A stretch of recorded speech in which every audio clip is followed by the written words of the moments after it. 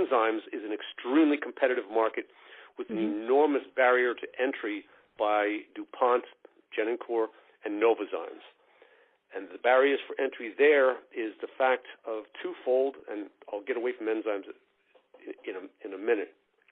The barrier for entry is, one, is the intellectual property, the patent rights on the enzymes themselves, that they have completely blanketed, what they call carpet blanketed, there in terms of the new molecules and the molecules that are coming out with respect to the alpha amylase and the amyloglucosidase.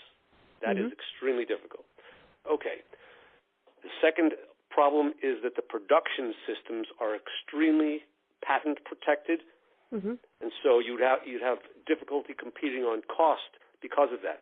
Some Chinese producers have a little bit of penetration in the U.S., but not much, and a little bit in the rest of the world. Now, with that as a background, let's say, okay, how else can you get into the first or second generation business?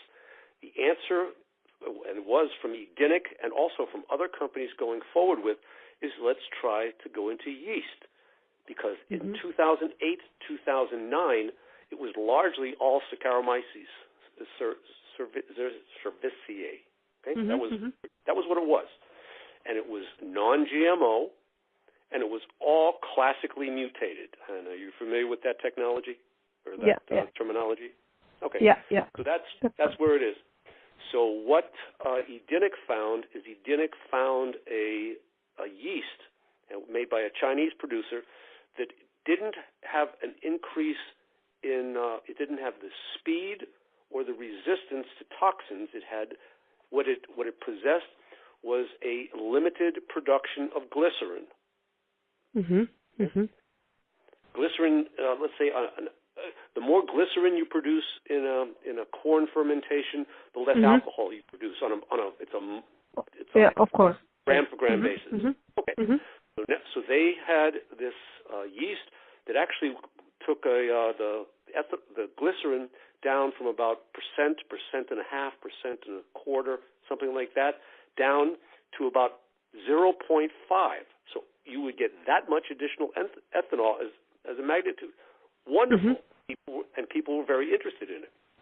So we went out and talked to 200 of the markets people for first generation, and many people were interested in it. Okay, so we got trials at several places. What happened is that the ethanol business is an extremely conservative business that operates on quite low margins. You can take that spreadsheet when you find it. It'll give you the exact margin on them. Also, I would not be able to share what they tell me about margins, so I just don't want to go into that. But anyway, you can get that. So what they would do is, in order to get the trial, what had to be guaranteed to these ethanol plants, and we targeted 50 million gallon plants, just because it's easier to get into them. What they would do is they would not let us into their plants unless we guaranteed that they would get a certain production efficiency out of it, that is at least what they have from their Lallemand or their Lesaf yeast, which that's fair. But for a startup company, that's difficult because we are putting a lot of risk on that. But we needed to take the risk in order to get the trial. So we did the trial. What happens is that the yeast that we had that worked perfectly well in the laboratory is not as robust. And do you understand the word robust? Yeah. Got it. No problem. As it got above 37 and a little degrees, it shut down, and you had all this sugar. It had already been saccharified, and you had all this sugar that then the yeast couldn't, it didn't work anymore, etc. So we ended up with, how many gallons?